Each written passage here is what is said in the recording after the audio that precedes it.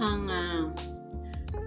Divine Mercy Eucharistic Society na naka-base dito sa California ay magkakaroon ng recollection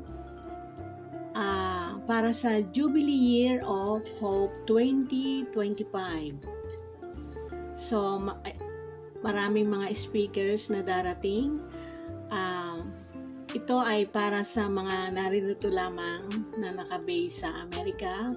So, meron tayong 4 na speakers. So, ito ay isa sa mga paraan para to lift up our spirituality. Remember, meron akong sinabi sa inyo, tayong lahat na nasa lupa ay merong mga needs na kailangan. Una, yung physical needs, emotional needs. Yung emotional needs, mga ano yan, yung feelings, is about feelings ng bawat tao. Tulad ng happy, angry, sad, and lonely. So, yun lang mga halimbawa. Next is social needs, yung pakikipagkapwa-tao natin. Yung human relation natin, yan ang mga halimbawa ng social needs. And at saka ito nga spiritual needs. So, there are ways how to live up our spirituality. Isa na itong pag-hold ng mga seminars, conferences, trainings. So, hindi lamang yung nagsisimba tayo, hindi lamang yung nagdarasal, hindi lamang yung nagbabasa tayo ng Bible.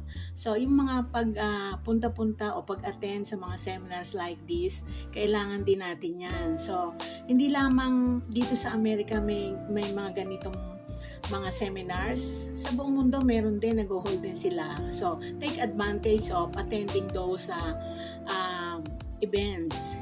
Makakatulong yun sa atin. So, hanggang dito na lamang at a blessed Sunday to all of you. Sana stay happy, be kind, be positive all the time. Bye for now. Hello. Good morning, good evening, or good morning, good afternoon, and good evening. Magandang araw sa inyong lahat kung saan man kayo naroon. A blessed Sunday. At sana naging maganda ang weekend ninyo. At lalo na sa mga darating na araw, sana ay lagi kayong nasa mabuting kalagayan. Maraming salamat sa tuloy-tuloy na pagsuporta sa channel na ito. At na gradually and little by little, this channel is growing.